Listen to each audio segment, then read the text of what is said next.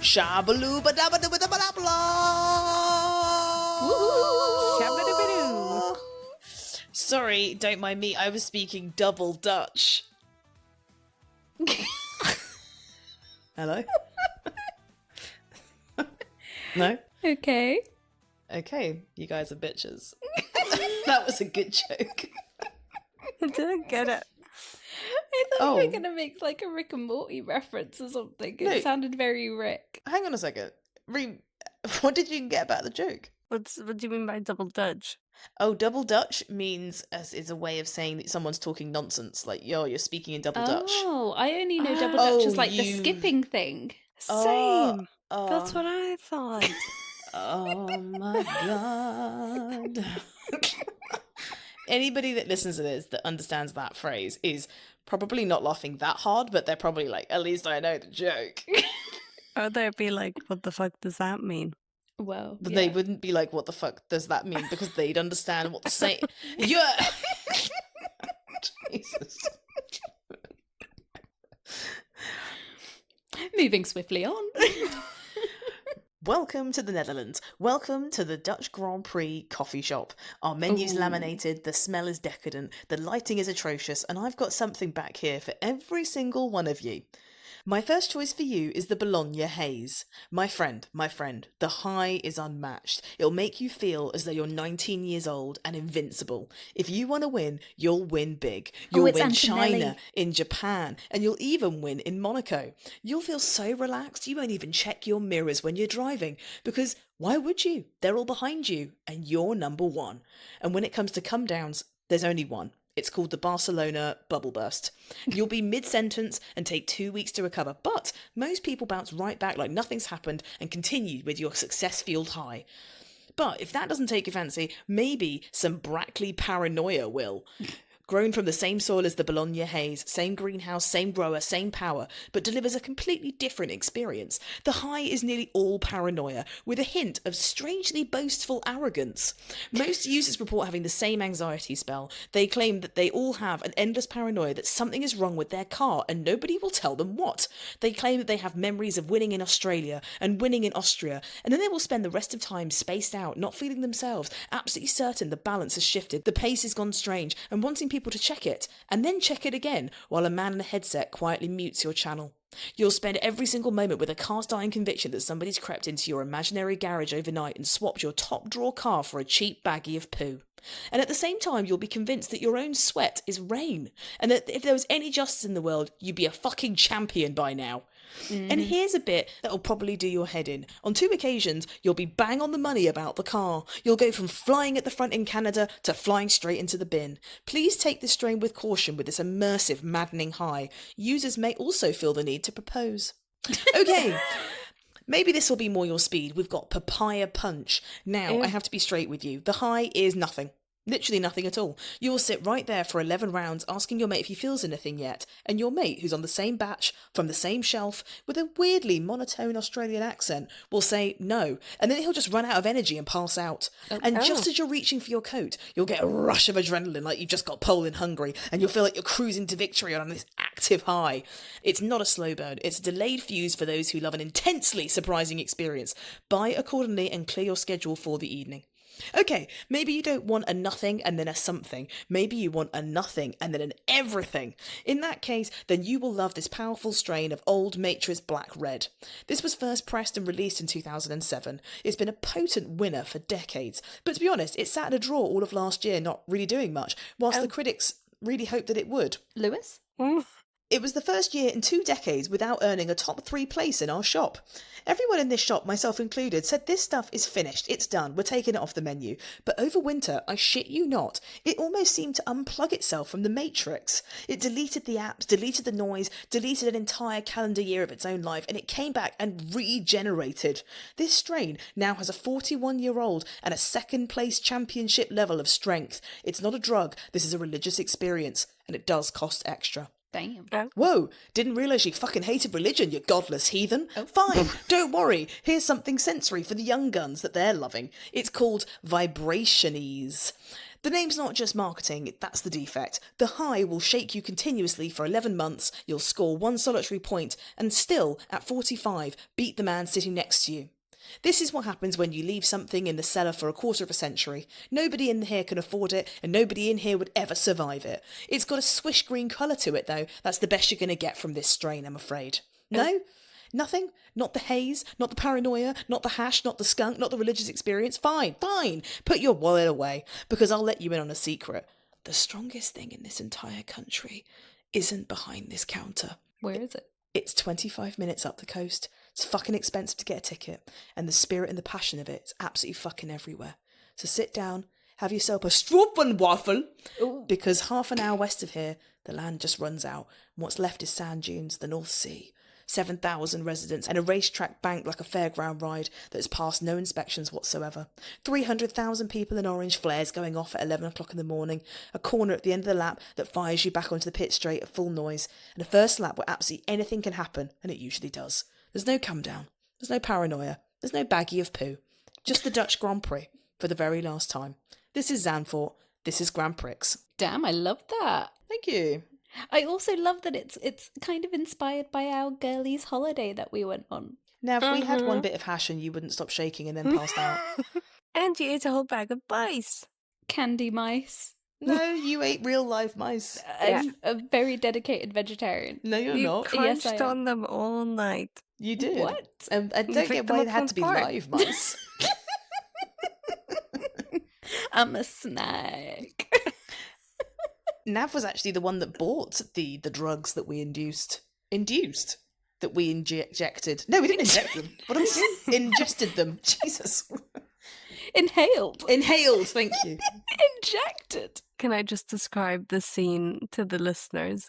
There was a very nice, classy shop, and it was like very bougie as well. And there's a whole counter of different drugs that you can that you can order. And there's Nav who said she didn't want any, and me and Iz were like, "Oh yeah, we're gonna try some. We're gonna get some." We were cowards. We didn't go to the counter. We hid in the back, and we're like, "Nav, can you go speak to them, please?" Yeah, that's actually very true. Very true. I am Mother Nav. That's very true. Whether it's bringing us home after a messy night out or ordering drugs for my daughters. Oh, you're like the mum from Mean Girls. Yes. Like, you guys keep me young. Yes, the cool that is mum. me. Yeah. She has a little chihuahua chewing on her boobies. But yeah, we Anyway. went on holiday to Amsterdam, and that's why you didn't get a mid-season. That's why you didn't. I'm still on them. Whoa. That's why you didn't get a summer break episode, I'm afraid. We just didn't have time. I moved house. We went on holiday. That's Well, we had loads sorry, of fun. sorry, that was very main character. It was my birthday. Oh yeah, it was your birthday. It's turned 42.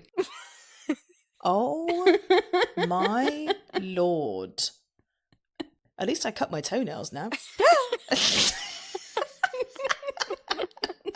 Sorry, for the listeners, we're recording this and Nav's little grey toes are out. Great toes. It's different colour to your leg.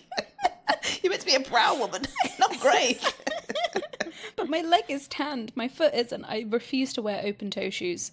I think they're a crime. That's not a crime. Sexism and racism, is it? Oh wait, sexism isn't a crime. Whoa. Yeah, Our it's a society's hate broken. crime. Be. Is it? It's a hate crime, yeah. Of Well, course then why it does is. everyone do it? Not get arrested? Well, they don't care. Oh. They The should. system is sexist. Yeah, preach. Right, so even though we didn't put out an episode over the summer break, we do have a Grand Prixter of the Week. Now, this one has actually come from Apple Podcasts, where you can actually leave... Apple has left us a review. No, as in... We're going to be millionaires. Steve Cook. Hello. Is that his name? Steve Steve Jobs. Jobs. Steve. No, not Steve Jobs. He's dead, you idiots. Steve Cook. Tim Cook. Tom Cook. Tim Cook Tim sounds right. Cook. Tim Cook. Steve Jobs came back from the dead purely to leave To us a sponsor review. this podcast. to I leave us a wish. review. To give us a review. It's a Yeah. review Some from people the don't grave. think he is dead. You don't Huh? think he's dead? I said some people. Let's hold back the allegations, Oh my god. please. Okay, for those of you who don't know, Nav revealed to us that she's part of a WhatsApp group that is a part of a flat earth society, and they're going on a hike next week to be able to see if the earth is actually flat. I'm really looking forward to it. Is that real? No, it's not real, Reem. Jesus Christ. Do you I not don't know know. me but at all? I thought you were trying to make friends or something. With flat earthers?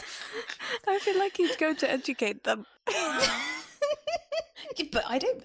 Okay, I don't want to. Okay, I'm not a flat earther, but like, I'm not saying that the You're a Earth's flat earther. I'm not a fucking flat earther. Your fucking mum's Just a flat earther. How confess it dare on you? the pod. No, I'm saying I know the Earth's not flat, but if a flat earther tried to tell me how to explain it, I'd be like, it's just round, isn't it? Like, I haven't got any like actual. I don't know why it is. It just is. I feel like if one of us was a flat earther, it would be you, but you'd keep it a secret.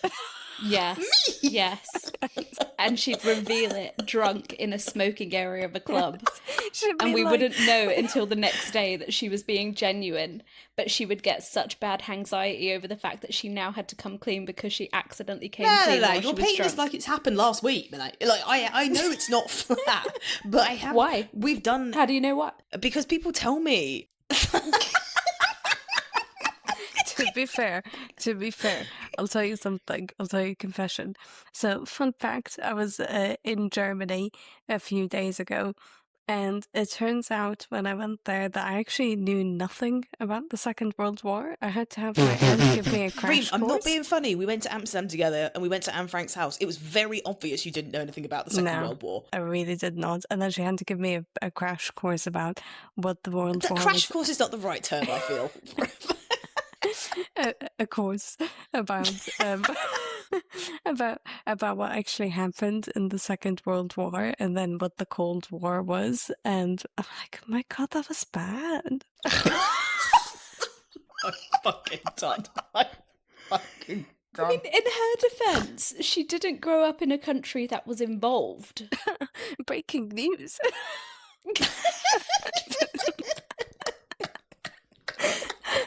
People thought I was British until then. Didn't. Listen, I've had someone with their whole chest once ask me what part of London am I from. And I'm like, what part of my accent is telling you I'm from London? How drunk were they? Very. There we go. So we've got a review that was left on Apple Podcasts because you can leave written reviews on there. And the review reads, the headline for it is educational and hilarious. And then the main written part says, what an incredible cast of gals. Oh. Izzy, Nav and Reem have helped me learn so much about F1 Oh. that I can finally keep up when conversing with my F1 loving colleagues Oh. and occasionally have a fun fact they don't already know. Not only is this podcast so educational, but it's also too funny. The intros are so creative, the jokes are laugh out loud worthy, and each of the girls' personalities really shines every episode. Started listening for the F1 content and stayed for the cast. Oh. So if you're the one that left that review, I can't see your name on Apple Podcasts, but drop us a DM on Instagram or TikTok. We'll send you a little prezzy. Welcome to the Daily Brick, where the news stings and so do we.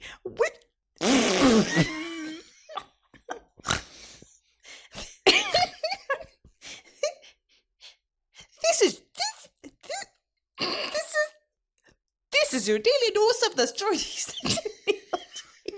I'll go again.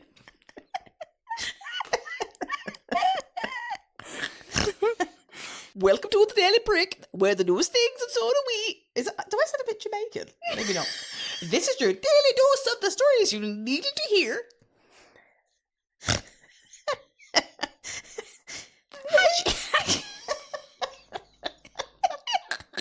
Okay. Hadjar has a hurt hand. Oh, that doesn't sound like words.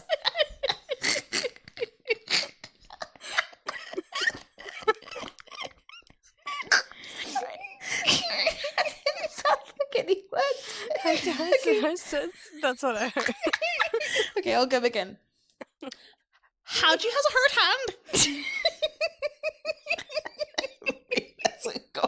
Do you want me to say it in English? Hadji has a hurt hand.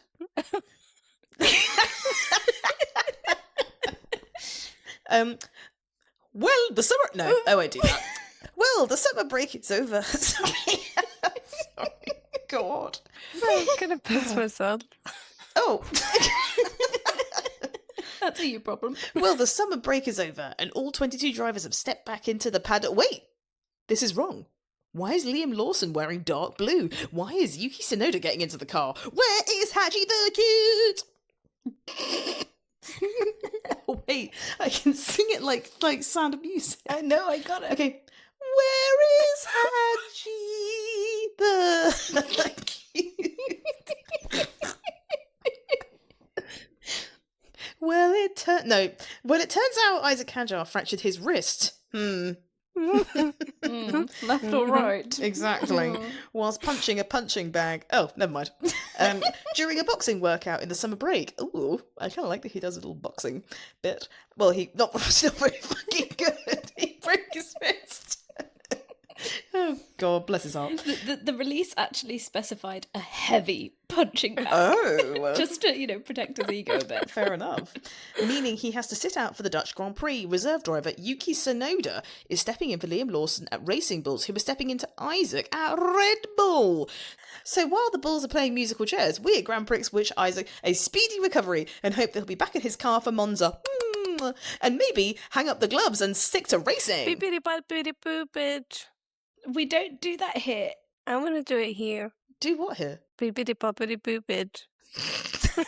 No, you don't do that here. Shut up. Silence in the court. I have a comment to make. I'm sorry, Reem, but while that's all happening, Max refused to play musical chairs. You haven't got a comment about that, have you now? Oh, fine, but do it in a Dutch accent. I don't know how to do a Dutch accent. Give it a go. Oh my god. I don't know how to do it. Okay. I feel like I'm going to do an Irish accent. Do whatever accent you can that's as close to Dutch as you can muster. I forgot how they talk. Reem, do you think I sound like how they talk? Oh my god, I'm actually frozen. You know what? I don't have a thing to say. Oh, that deterrent worked well. Yeah. Max refused to play musical chairs. That's right, he's staying put, not just for the race, but for seasons to come. Max has signed a new contract with Red Bull through to 2030, and the announcement came in the form of a very fun video featuring Max and Laurent Mekies, and Laurent writing out an email. The subject read, Max resigns, but Max tells him he's missing a hyphen and changes the word to re-signs. What a quirky little marketing team they have over there. I loved it. Better than the car designing team, all right? Hey. Oi, oi, oi. Rumours were spreading around Max's future within the team, possible moves to Mercedes and McLaren, as well as Red Bull trying to remove the brake clause from his contract. But none of that has come to fruition, including the brake clause bit, and his new contract includes agreements that could allow him to leave the team if stipulated targets aren't met. Sounds pretty much like the same thing, if you ask me. But according to Jos Verstappen, the intention is to continue with Red Bull until the end, adding that there's a sense of calm again within the team. And Max isn't the only one who spent his summer brake negotiating contract terms. Albon and Sainz signed the dotted line. Carlos Sainz has joined teammate Alex Albon in extending his stay with Williams beyond 2026 F1 season. Why? Williams confirmed that Carlos Sainz has signed a multi-year contract extension the day after announcing teammate Alex Albon had secured a deal for 2027 as well. This will probably take the pressure off Williams' boss James Vowles' shoulders after a difficult start to the season and the new regulations. The team is currently 9th out of 11 teams in the championship with just 11 points. Carlos Sainz has been very visibly frustrated because Reem does not claim him as her man's. And very also, sad. Yes, by the team's poor performances this year, which was speculating ahead. I can't read. I've tried to vamp there and it hasn't worked. I'm not that talented as a presenter, I think. Frustrated by the team's poor performances this year, and there was speculation ahead of August break that he might look for an alternative option beyond Reem and also Williams. But that has all been put to rest. Diamonds are forever, and so is George Russell's relationship. George Russell spent his summer... No. I thought I'd try it, but no. George Russell spent his summer break planning the perfect proposal, popping the question to his now fiancée Carmen Montero Munt. Thank God she's changing that to Russell, am I right? Because imagine if someone couldn't remember her, like, what they were going to say next. Like, oh, a question for Carmen Montero Munt. They've called her a munter there. They've called her a munter. That's rude. You can't do that. Naughty, naughty. Now she gets to now she gets... Sorry, I read Don as dong. Sorry. I was like, what? Now she gets a dong for the rest of her life. Now she gets to don a giant, rare, yellow diamond engagement worth £1 million. Yeah. Which George Russell spent half a year helping to design. I mean, listen, I've never found him attractive, but... You find money attractive? Yeah. Yes. That's a gold digger. Yeah. We know this about her. Uh-huh. But you ain't messing with no broke.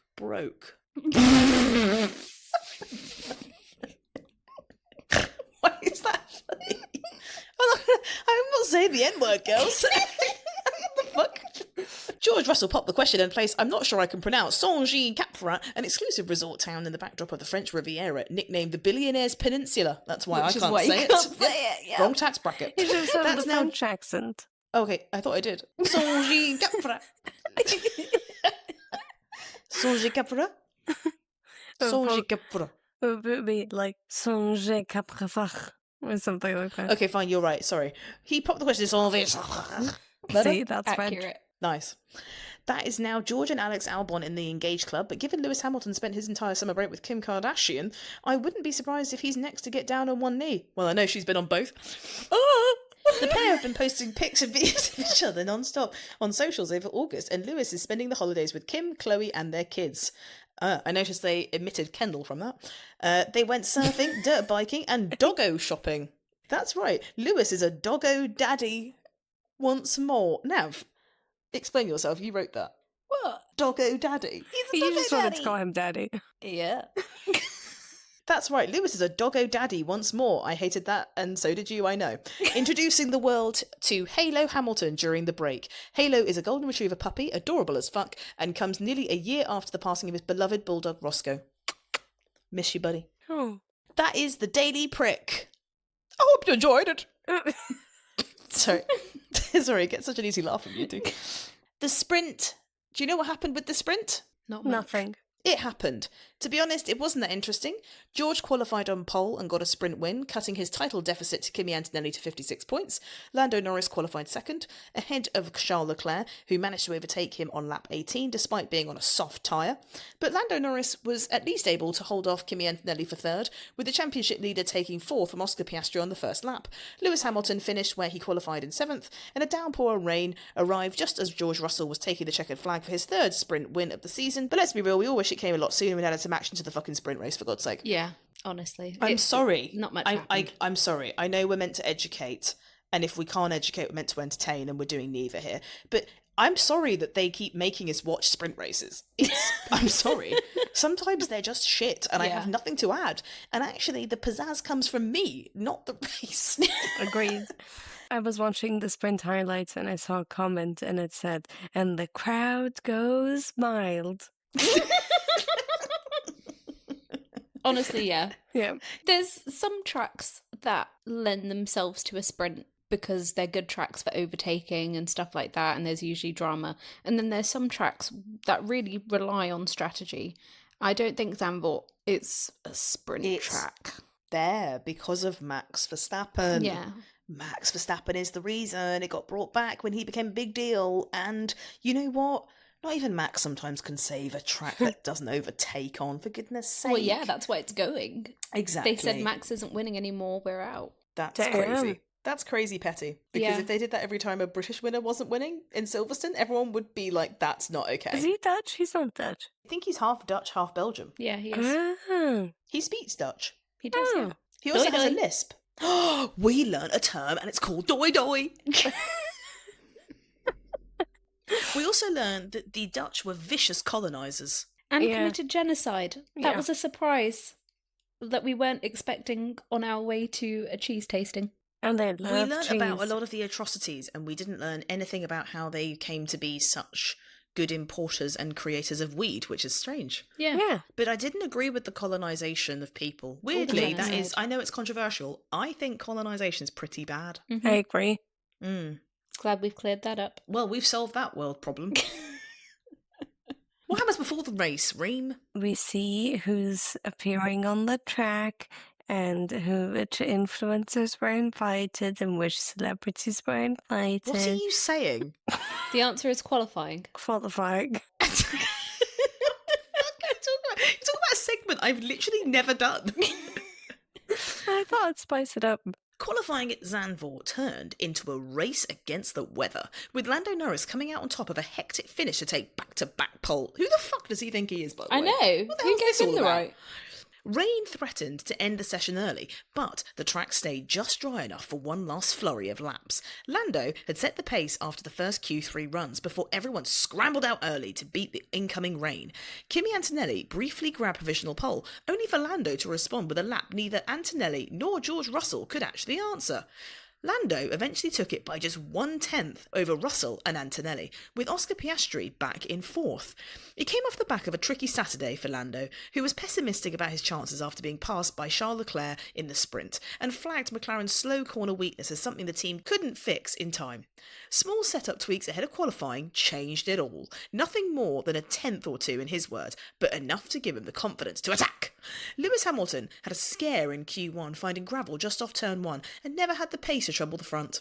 Qualifying fifth, though he did at least get the better of Leclerc for the first time all weekend, he had an upbeat tone in his post-quali interviews, saying he's hopeful the right strategy can get Ferrari up and challenging the cars ahead. Red Bull's home weekend for Max Verstappen, his last in Zandvoort. I heard. That was someone Dutch crying. With the race dropping off the calendar after this year, fizzled out with a 7th place lap, only a 10th clear of stand-in Liam Lawson. Aston Martin's weekend was worse still. Despite bringing engine and error upgrades, both Fernando Alonso and Lance Stroll went out in Q1, 18th and 19th. I wrote that as was worse still. Okay, I can work that in. Okay. Aston Martin was actually worse still. Despite bringing engine and aero upgrades, both Fernando Alonso and Lance Stroll went out in Q1 in 18th and 19th. Gabby the Grey and Arvid Lindblad round out the top 10, with Arvid out-qualifying reserve driver Yuki Tsunoda, who qualified 12th. So the top of the grid and the ones to watch are Norris, Russell, Antonelli, Piastri, Hamilton, Leclerc, Verstappen. But could you try that line again, but as like a Dutch roadman? Okay, fine. Aston Martin's weekend was worse still. Perfection. Thank you. You nailed it. Despite bringing engine and aero upgrades, both Fernando Alonso and Lance Stroll went out in Q1 and 18th and 19th. Fabulous. Thank Loved you it. very much. You're welcome. And that was quali. That was quali. I'm ready for the race. Nav, why don't you say something like, that was the race, but do it in a Dutch accent? That was the race. Nav, don't do that. Oh. Doi doi. Yeah, doi doi, bitch. No. Sorry, I just Reem? thought of like a cover of Bye Bye Bye Bye Bye but Dutch. Is it just Doi, doi, doi, doi, doi. How fun would that be? Okay, so let's talk about it. The Dutch Grand Prix is centred heavily around the colour orange, Dutch people, and Max Verstappen. Yeah. So it's pretty embarrassing when the 4-time world champion, 3-time winner at his home event, lost control of his Red Bull car on the final fucking bank turn on turn 1 and then crashed out. Yeah. And Gabby the Great, in an Audi, spun round, much less grip, much less downforce, much less capability to not be able to stop himself crashing. Much did less a pirouette, championships. and Nico Hulkenberg was able to avoid him and not T-bone him. So Max, give back the titles. Give it back. Come on. Give it back. You're a fraud. Come on. Skill issue. He spun and slammed into the concrete wall, launching his smashed car back onto the circuit. Fortunately, he wasn't hit by the car behind him, and he said, yeah, that's it. I'm out. Oh, fuck. Sorry, guys. That was a good impression. Thank you. That was the most Dutch you've sounded this whole thing. Ah, fuck you. It was still quite wet in that corner, he said afterwards. As soon as I went there, I could see the dry line coming. I thought that I could accelerate. I went for it a lot. It caught me out. I tried to correct it. I hit the wall. It could have been a lot worse, but there was cars a lot behind me, but that all went well. Perfect. 10/10s. Thank you. The race was red flagged by the race director as a result of the incident and debris. Bippity boppity boo, bitch. Yes. That was his last Oh, chance now we of can say winning. Yes, it's always been in the race. Thicky thicky dum dum. Do you guys watch those videos? I've seen a few.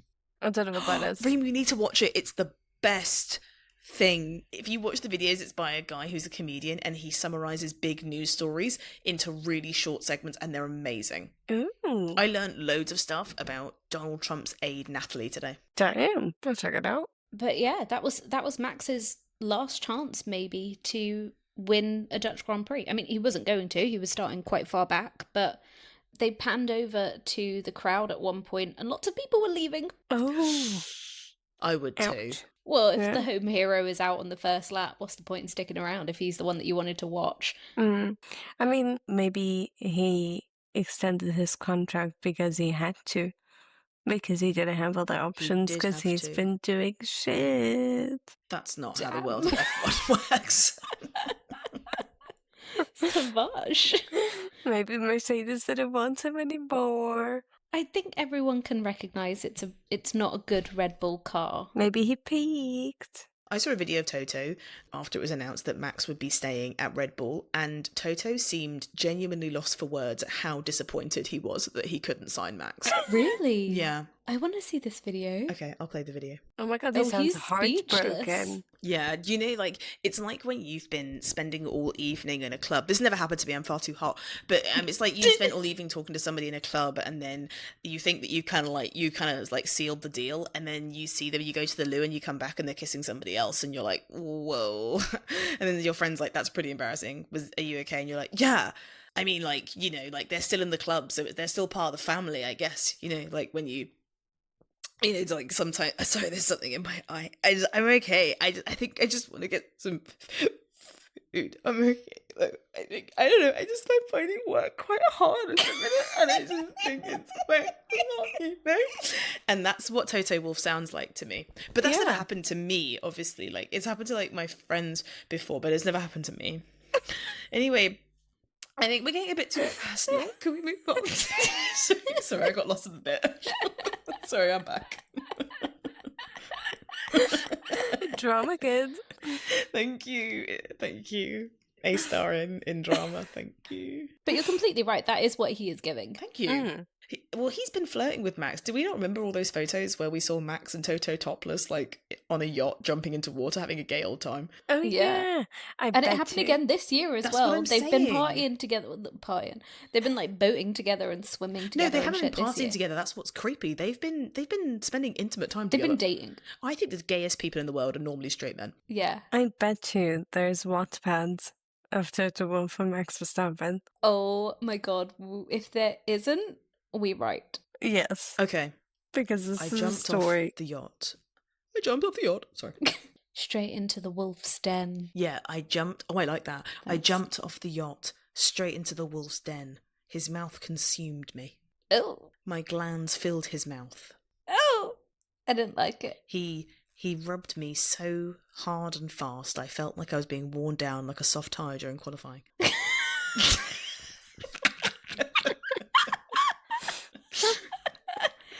Why did we choose to go into podcasting and not authors? I literally don't know. Honestly. Well, I mean, it could be an extension. Yes. A little Patreon project as we Yeah. write those stories. Also, there is. There is. You need to There's, read that out now. You find the there's dirtiest a- part, you read it out. There's a story called Wolf in the Lion's Den. Oh my god, because he has a lion on his helmet. Yeah. Oh, when he has a helmet. Oh, wait, never mind. It's about Toto Wolff's daughter? What? Excuse me? Does he have a daughter? I thought he has like a toddler son. The description says it was supposed to be a simple one-night stand. What happens when the troubled daughter of Toto Wolff gets dragged into the world of F1? I'm confused. Is this an incest story? What? I don't understand. No, I think it's like his daughter and Max Verstappen. Okay, but there would be a crazy age difference. No, I don't want to be that person, but have you seen who he's with right now? What about her? Max's partner is a lot older. Is she? Yeah, How old is she? I will tell you. Max is going out with Kelly Piquet, Yeah. and they officially started dating in 2020 when Max was 23 years old and she was 32 years old. Oh. Yeah. Cougar. So she's 9 years older. They first met at a dinner in Monaco when Max was 19 and she was 27. I mean, it's technically legal. Technically isn't great. Wow.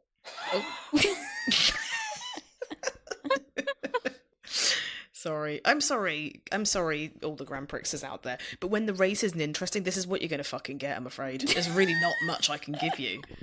Okay, let's get into the race. Yeah. Right. Lando Norris has now won back-to-back races, ladies. He took pole on Saturday after finishing third in the sprint, and although rain before the race raised strategy doubt, the showers had eased by lights out, and he held the lead initially.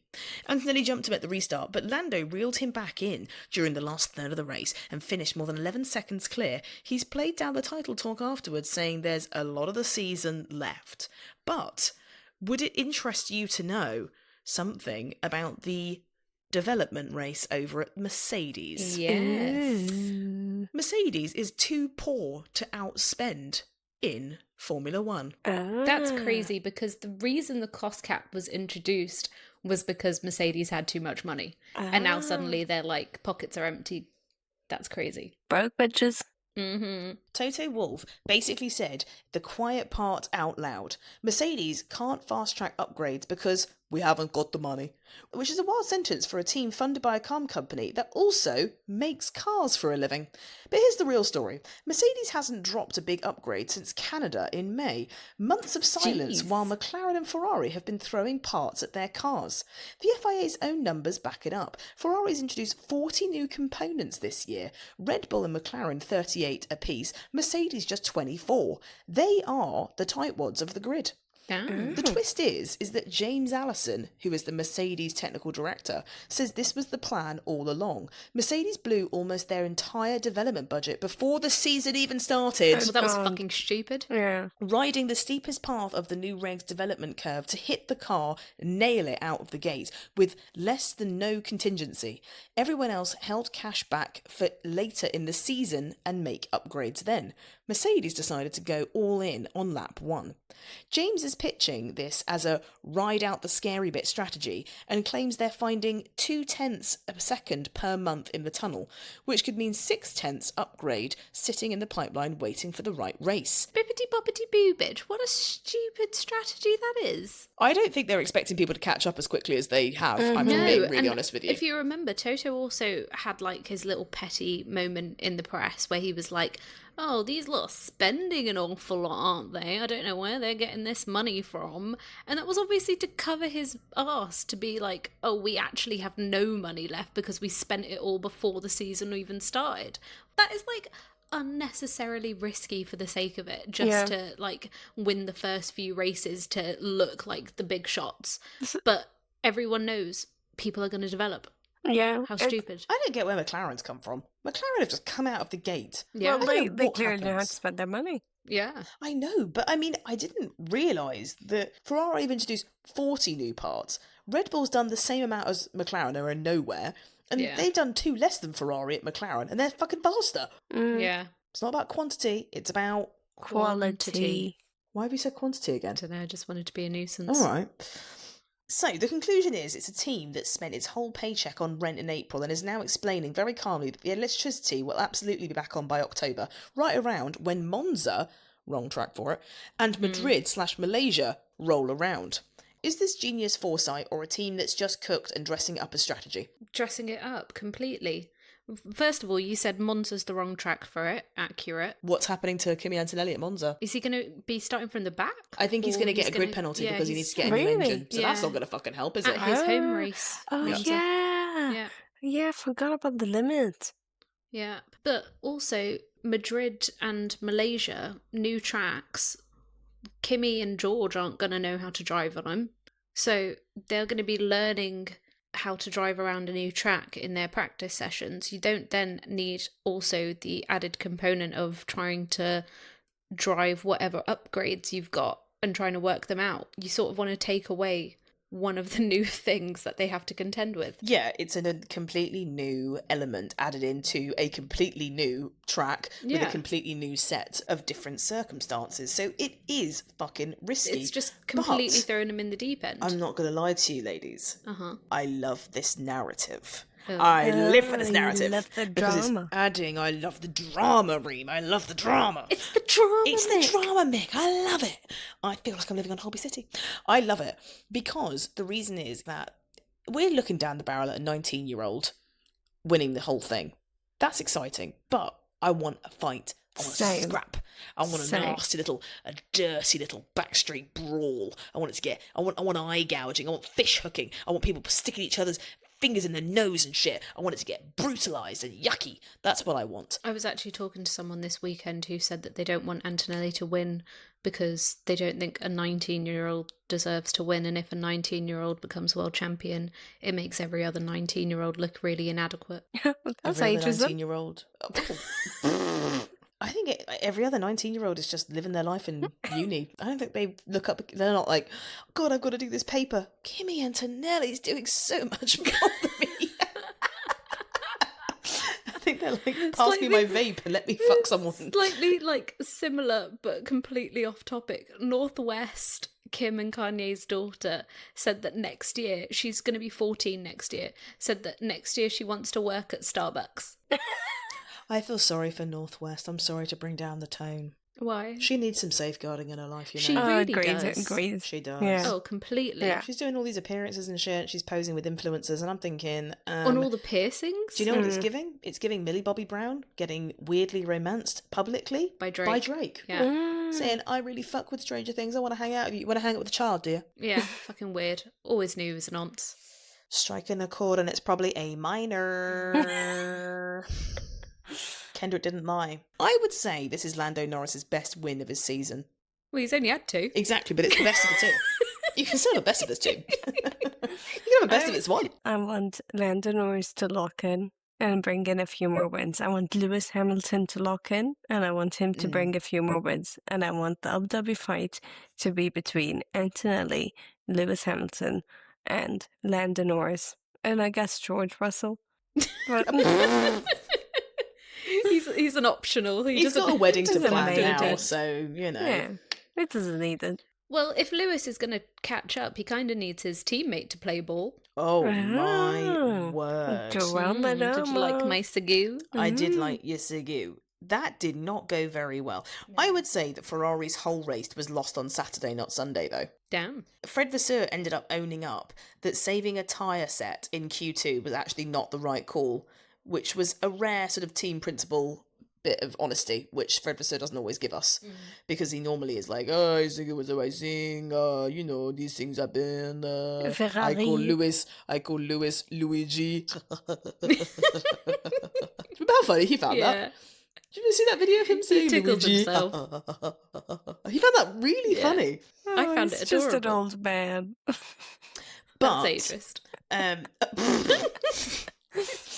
obviously Lewis Hamilton had a bit of a meltdown on the radio, and then he had to apologise afterwards. I tell you, there's nothing fucking worse than having a fucking paddy the next morning thinking, I've got to say sorry for that. Like George in Canada when Oh, he threw I've his got to headrest. say fucking sorry for that, for fuck's sake. Just let I was them on be top of the brats. world. Honestly. Yeah, I was on top of the world yesterday, and now I look like a right fucking idiot. Ugh, that's the worst feeling in the world. Sometimes when I argue with people, I catch myself halfway through and I say, no, I'm right, and then inwardly I think, oh my God, I'm I wrong. know you've done that with Shit. me. You're not special. I've done that with nearly everybody in my life. It takes me a while to process things. Lewis Hamilton wanted Ferrari to swap him ahead of Charles Leclerc mid-race to chase down George Russell's Mercedes, and the team sort of dilly-dallied. He did not take this well. A great way of wasting time, guys. Good job. Pure venom, wrapped in politeness. The most British way to lose your mind at your own team. Passive aggression. Post-race on the radio again, he said Ferrari weren't unlucky, their indecision cost us P3. To the F1 website afterward, he basically threw Mercedes' pit wall in Ferrari's face, pointing out that George and Kimi get instant clean team order calls executed immediately, while his own situation is not the same here. Oh. But he had to do the next morning walk back of shame. He had a full Instagram influencer girly moment and said, that wasn't the best version of me. I take responsibility. I'll be better. Wrapped up in a lot of we're coming motivational poster energy about the team's direction and belief. He dropped to third in the championship after Zandvoort, now 59 points behind Kimi Antonelli. So context-wise, the frustration isn't just vibes. The gap is genuinely getting away from him, poor thing. Is this the classic Lewis Hamilton pattern, though? Say the quiet part out loud in the moment, then do the polished redemption arc apology 12 hours later once the social machines have had a chance to spin up. I think if you're going to apologize like that, bring back apology videos I want 2019 YouTube era James Charles type of videos, or I don't want it. I like that. I also liked that one that was a girl that apologised via the medium of dance. Yes. That was also beautiful. That was amazing, actually. Or the Colleen apology ukulele moment. Yes. I forgot what it was. Was it called like the toxic hatred train? Was that what it was? There was called? something about that. It was something about all aboard the toxic and hatred train. No, what was it? The cancel train. It was something about a train. Let me find it. Wasn't it because she was like a perv or something? Yeah, she was like grooming her young fans. Yeah. Toxic gossip train. No. Sing it. Toxic gossip train. I may have touched my fans, but I really want to have you as friends. Accurate. I didn't realize sending pairs of my underwear online was weird. I just thought I had a close relationship with the children online. Okay, people that don't know that, I think Izzy Wivey made that really inappropriate joke. That's actually what she did. Yeah. It wasn't me. I don't send underwear. We just send you... I can't tell you, it's a secret. But it's not pants. Promise. It's pubes. Anyway. Well, if someone sends us a bad review, then we'll send pants with skids. In an envelope. A fart in a jar. Yes. Do you remember when people used to open a saucepan, scream in it, and then put the lid back on and wonder if, when they opened it again, if they hear a scream? Yeah. I know I'm a dinosaur, but I've lived through some stupid fucking internet trends, honestly. Here are some things that I think we learned from the Dutch Grand Prix. Ooh. Lando Norris has apparently unlocked a new personality stat. Andrea Stella's doing the thing team bosses do when they describe a driver's improved wheel-to-wheel racecraft as if it's a corporate leadership seminar, saying, expressing a higher level of assertiveness, confidence in your means. Translation, he went round the outside of the championship leader at turn 1 and didn't fucking flinch. People are saying that Lando Norris is bringing his most complete version of himself, that the way he raced on Sunday was assertive, confident, not overthinking it, and that maybe he's ready to win a second title. Back to back. I don't think he will. Oh. You won't, 'cause Nav doesn't believe. Yeah. It's like Tinkerbell. Tinkerbell, she got stuck in a jar. Yeah. Is that what you mean? No, His people need to dream is believe. stuck in a jar now. Is that what you're trying to As say? in, like, people need to believe in her for her powers to be strong. She got stuck in a jar. Yeah. And Lando currently is stuck in a jar. A jar that says only will win one championship on it. Well, I'll tell you something. Piastri's stuck in a horror stint loop. Oh. Okay. Half a minute behind Lando Norris, and both he and Andrea Stella are pinning it in almost entirely on the mid-race hard tyre stint, just refusing to switch on. It's worth flagging as a pattern now, not as a one-off. Yeah, if Lando is bringing his most complete version, I think Oscar's regressing. He's sort of becoming the scatty character I in the said McLaren clan. with chest last year that Oscar deserved to win the championship, and suddenly he's just not driving like he could have last year. He could have last year. The first half of last year he could have. The second half he couldn't because Even he to didn't. improve And as time goes on. this first half this year he couldn't because he didn't. You know what I'm saying? We're still right, is what I'm trying to say. Yeah. Nav. Or is the team fucking him over? No, because there's not a championship on the line, so there's no point in fucking him over. Yeah, that's true. I do like Oscar's driving. Like, this season he's been did shit. last year. But I really liked it last year, and I want to see last year him this year. I don't like his personality. I think it's quite bland. I just have to put it out there. But I do think he's a great driver, and it's very disappointing to see how he's turned out this year. He had a shit start to the season, and he's having a shit mid-season, and it can't be easy seeing his teammate just continuously improve. And he's a bit like... And get back-to-back wins. Yeah. And And he's be just... back in the championship fight and hunt. Mm. Just you wait, he will be. McLaren they're just incredibly good when it comes to development. That's what I'm starting to notice about this damn team. Very impressive. Good for them. 2024. Especially showed it all. if Mercedes is regressing and Ferrari's strategy is still mid, then Lando very much has a chance to be back in the championship. I just don't see it for him. You don't yet. We didn't see Lando Norris winning last year's championship No, that's true. until we suddenly did. Yeah. He could have a max comeback. One thing I would like to talk about is the Gasly-Lindblad soap opera was probably one of the best subplots of the weekend, and it could have been a main plot, but the broadcaster doesn't want to show anybody outside the fucking top 6. Oh, this was infuriating. So, Alpine had a new upgrade, and it actually worked. Pierre Gasly led the midfield in the sprint, and then Racing Bulls straight up sacrificed Arvid Lindblad, who was already nursing a bit of a penalty, it must be said, to block him for the entire Grand Prix so that Nico Hülkenberg and Yuki Tsunoda could scamper past. Pierre Gasly's line was "V-car ruined our race and played a team game. Congrats to them, I can't wait to race them," is definitely icy, and Arvid Lindblad's reply, "If he has a good memory, then fine," is even better. This is a rivalry with legs. But we were seeing them, I'd say 0.3 behind, 0.2 behind, 0.1 behind, overtake, switchback, 0.4 behind, 0.3 behind. And I'm watching Leclerc drive around the circuit doing fuck all, a second behind, sitting in the hot air of a fucking McLaren, and nothing was happening. And there was so many switcheroos, cutbacks, moves, left, right, swing around the curb, cambered. Oh my God, oh my God, oh my God. And it was so thrilling. And they cut away from it, and then they cut back to boring nothingness. It was so annoying because we got like a few laps of watching some really quality racing. Like, they were racing for the final point position. So you had a chain of Sainz, Hülkenberg, well, the final 2 points positions, apologies. You had Sainz in 9th, then Hülkenberg, Lindblad, Gasly, Tsunoda, Bortoletto. So 9th all the way down to 14th.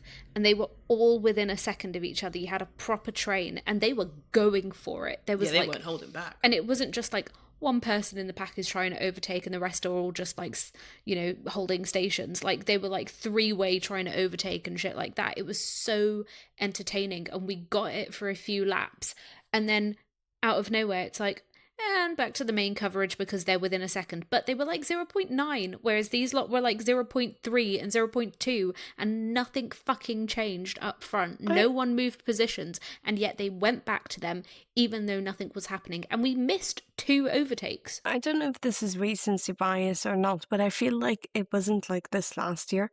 I feel like last year there was decent coverage from the midfield and from the top teams. But I still think it was bad, but I feel like it's gotten substantially worse this year. Really worse. Like, if it was like you got a glimpse here and there, it's even less so. And I think the lack of the information, the timing boards doesn't help.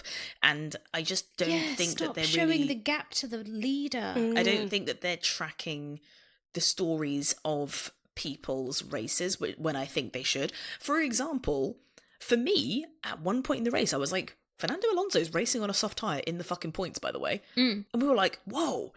But it was actually a proper headline. He started 18th after a broken rear wing wrecked his qualifying, then produced a near miracle recovery drive, going against convention with the pit lane overtakes and a running in a lone one-stop strategy to finish 9th. But did we fucking see him on screen once? But on top of that, Liam Lawson was also quietly brilliant.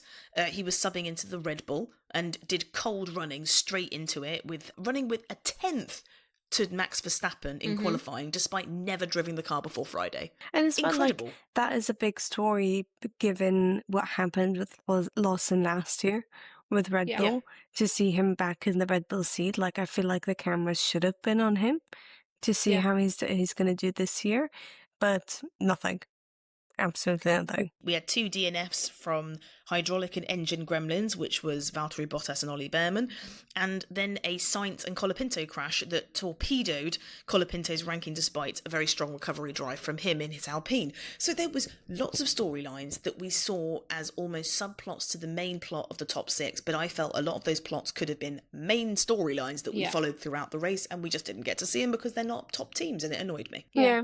It annoyed me so much. Especially because I go around a lot, like, living my life, and I see so many fucking Aston Martin tops. People love an Aston Martin top, and I'm like, what is going on? But I will say they're often appearing in TK Maxx. Well, I don't care. The point is that they chose to buy it. Yeah, that is true. So, facts. Who cares why they have it? Yeah. Clearly the coverage isn't fucking showing it, so show it. Can I go back to my boobity boobage comment that you didn't allow me to say at the start of this podcast? You don't need to bring back the old beef. Okay.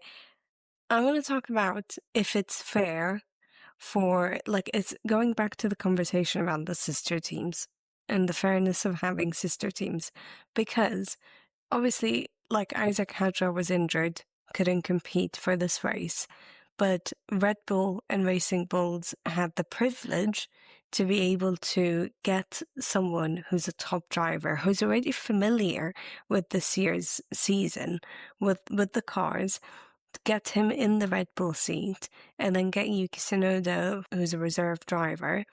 While other teams, if they had an incident like this, they would have to get someone in that car that isn't familiar. And they would have to have the disadvantage of having to learn how to be on that track or learn how to adjust with being back at F1. So I think that's like a privilege that other teams don't have. I thought Lawson was great, and I'm really, really happy for him. But it's not fair that they got to have this big advantage. But a lot of, like, the reserve drivers will also be the sim drivers who are testing new development pieces and stuff like that. So they will have some experience with the cars, I guess.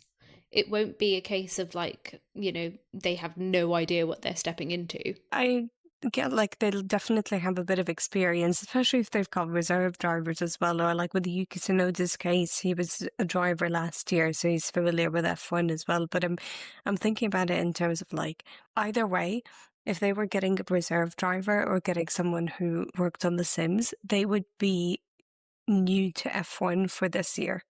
So part of the adjustment would be having to be on the F1 track and having to be back in the game. While with this situation, they got Liam Lawson to replace Isack Hadjar, who's already been competing in this season.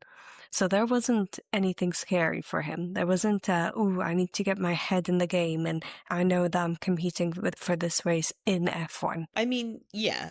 It's obviously he hasn't got to be scared because he's doing F1 tracks every weekend because that is what his job is currently. But he also would have probably had to mentally prepare for the fact that he was getting back into a car that he had only done 1 or 2 races in before he was quickly demoted very publicly in front of a whole world stage and was then having somebody else be bumped back into his spot. And it was all very harsh. Whilst in the opposite direction, Yuki Tsunoda got bumped down from Red Bull, left without a seat, left on the sidelines, and instead of being called up to go and race in the main Red Bull team, he got asked to go and race in the little kiddie's car, in the little development V-carb, instead of being asked to go and race in the Red Bull seat, which last owned was him last season. Yeah. So I do understand your point because I do think it's a bit unfair because then you have people in the Red Bull family that are able to sort of jiggle it around to how they feel would be the minimised amount of worry, threat of a driver being in that car. However, in 2020 when Lewis Hamilton had COVID and was dominating the season, he wasn't able to compete because he had COVID and it was across one of the Middle Eastern tracks, and they actually got George Russell, who was currently racing in Williams, so it isn't actually a sister team. Close links, they do supply an engine over to Williams, but they aren't affiliated completely in the same assimilated way that the Red Bull 2 teams are. But they asked to loan George Russell because he was in their driver development program and he went up, and then they got their Williams reserve driver to then sit in the Williams car. They do sometimes, if they can, they will wiggle their way around to try and get themselves into it, similar to when Carlos Sainz was poorly with his appendicitis and then he walked like he had something shoved up his rectum pretty tightly.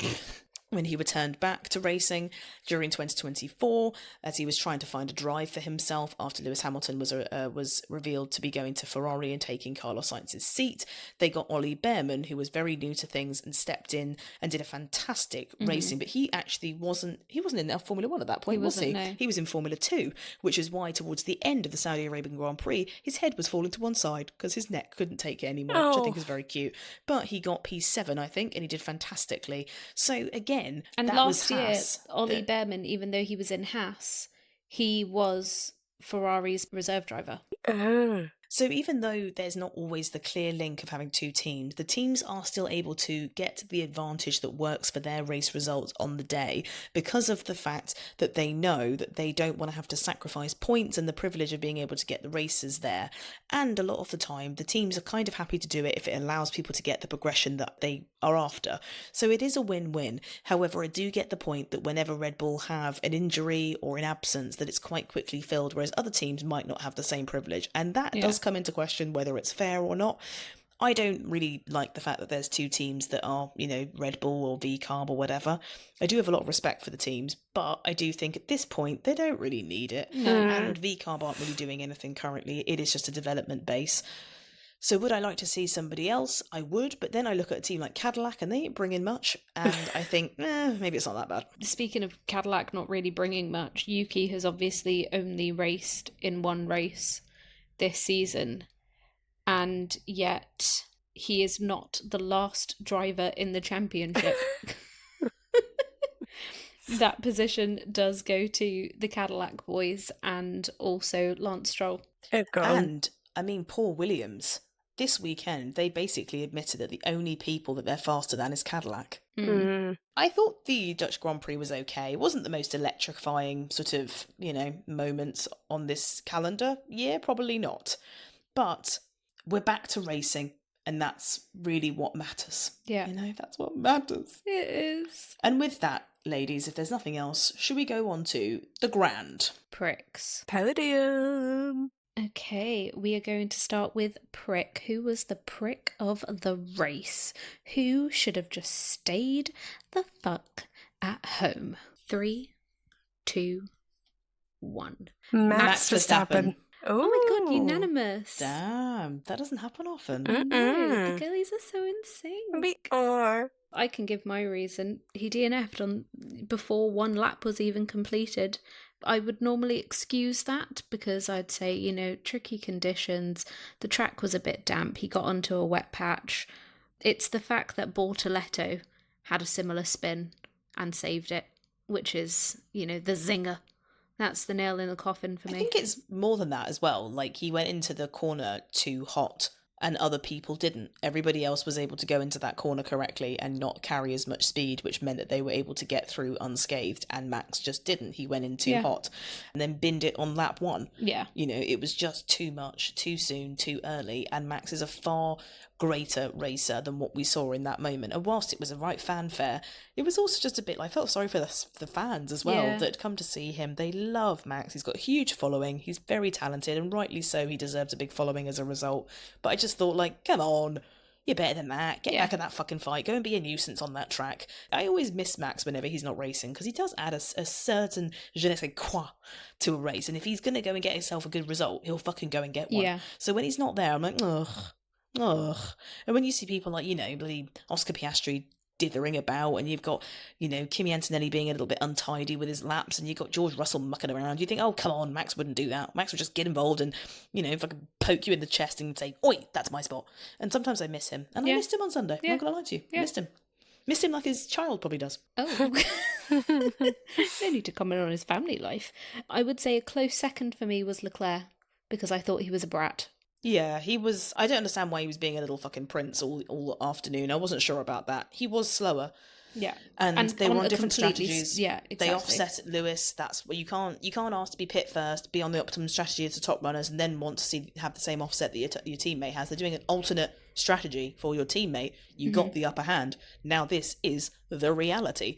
If it's the better strategy, the faster strategy, well, sucks to be you. Should have fucking used your head and told them that. Yeah. Otherwise, I want you to pipe down. It's not very kind. It's not very nice. Also, Lewis is a nice man. You call him LH, for God's sake. Come on, be friends. Yeah. He needs to have some lek and cool the fuck off. Yeah. Yes. Shall we move on to Grand? Yeah. Who did all right? Who deserves a pat on the back?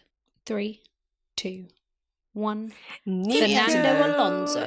Hulkenberg. Oh, we've all gone very different. Okay. Yep.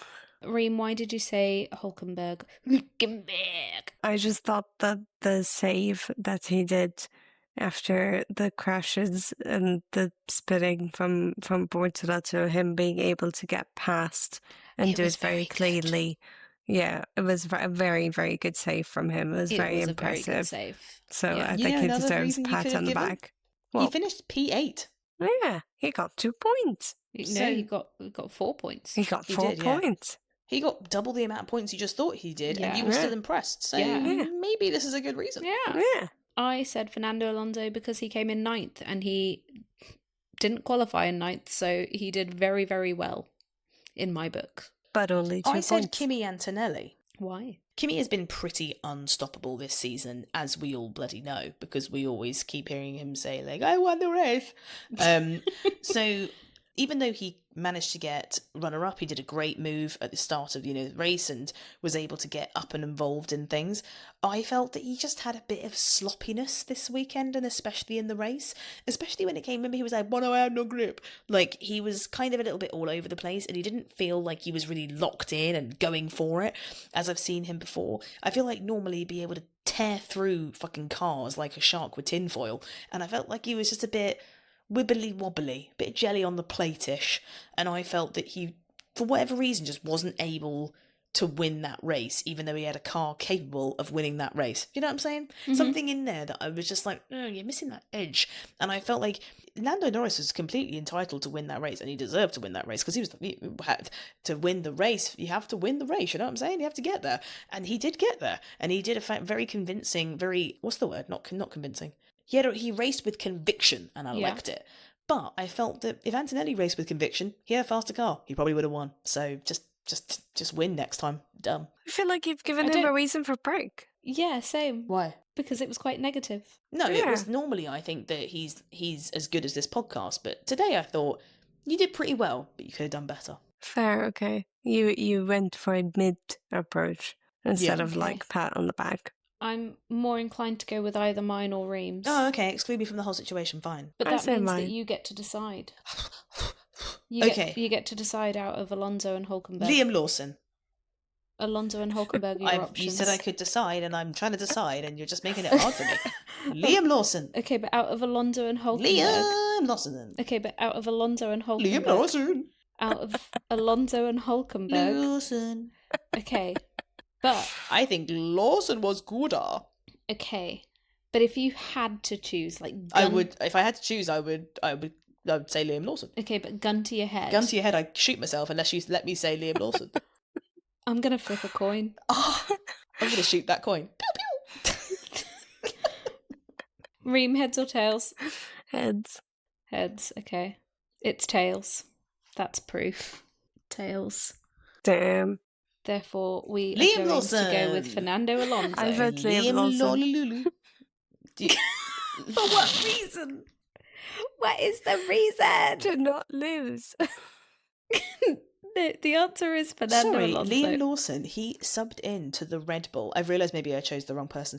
Liam Lawson subbed in for Red Bull, and he didn't have much running. But do you know when he finished in the race? P7. Where did Max Verstappen win 4 championships? Hello. New contract, says who, dickhead? You were out on lap 1. Do you know what this guy did? You demoted him. P7. That's fucking 6 points in the bag for him. 6 points in the bag. And you know what? Yuki Tsunoda, God love him. Love that lovely, this short little man. But he was 1 lap down, P11. Nil point. And then you look at lovely little Arvid Lindblad. He was P12, 1 lap down, nil point. But look at my man with the main aura, Liam Lawson, 6 points. Unfortunately, the entry does not qualify. 6 points. Fernando Alonso. Fernando Alonso is Who came in grand. P9. Okay. Make it make sense, am I right, girlies? We don't. The math isn't mathing. Okay, and who was the grand prick whose performance was as good as this possible? It's Liam Lawson. I know you was going to say Liam Lawson. I know you are. Whose performance was as good as this podcast? I think we know the answer. 3, 2, 1. Lando Lando Norris. It's Lando. It's Lando Norris. He won last fucking race. Sorry, what the fuck has he done since... Sorry. Yeah, but you said it was his most complete racing ever. It was also Liam Lawson's most complete race in a racing ball this year, because it happened for the first fucking time. How about that? Well, he wasn't in a fucking racing ball. How about that? I know, he's in a Red Bull. That's what You makes it said it impressive. was his most complete racing in a racing ball. How about that? Okay. So I said he wasn't in a racing ball. How about that? Oh, the tism burn. Catch me outside. Okay, guys. Liam Lawson in a Red Bull, P7, 6 points. He hasn't raced in this car since the last time that he got demoted. Do you know how fucking poignant that is? I mean, where are the hearts, sisters? Poignant. He had a beautiful race. He's just a beautiful New Zealand Kiwi little boy. Unfortunately, you are outnumbered by the Lando Norris. Who was Grand Prix last week? Aston Martin. Oh, well, that's fair enough. Yeah. I can't be angry at that. I saw orange on the tracker. Yeah, there you go. Well, okay, that's the Grand Prix podium. Sometimes it goes that way, you know what I'm saying? So for Grand Prix, we have Liam Lawson. No. For Mid Prix, we have Fernando Alonso. And for the loser, we have Max Verstappen. Right, I haven't got the energy to correct you. Okay, no, it's fine. I'm gonna stop joking around. I'm not gonna be an idiot. Okay, well, I'm not an idiot, but I'm gonna stop acting like an idiot. Okay, for the prick, it was Max. For the prick, I know, Nav, please. For the prick, it was Max. For the mid prick, it was Fernando. For the Grand Prick, Grand. For the Grand, it's not Grand Prick. No, it's Prick Grand. Oh yeah, Grand Prick. Okay, for the prick, it was Max Verstappen. For the mid, for the can we call it mid prick? I quite like it. Okay, it was Max Verstappen. It was Max Verstappen for prick. It was Fernando Alonso for grand, and then it was Lando Norris for grand prick. Yes, thank you. Anyway, I really hope that you're having a wonderful day. I think I'm losing my mind really slowly in real time. So if you press up. But you should really I'm not saying this to be funny, but seriously, I watched the film About Time and I really cannot stop fucking thinking about it. I love that movie. Seriously, same. Like, live for today. Don't go back in time and live it again. Just live it now. Reem, you've seen the movies, you know what I'm saying, innit? Nav? I've seen the movie, but I have no idea what you're Well, you don't get about. the meaning then. But live for today. Like, book that trip. Speak to that person you miss. Give blood. Subscribe to our podcast. And Leave that's us what a it was like. all leading to. Nice. Send us money on Venmo or PayPal. Help 3 women today. Doi doi. Oh, you didn't say doi doi. Doi doi. Doi doi.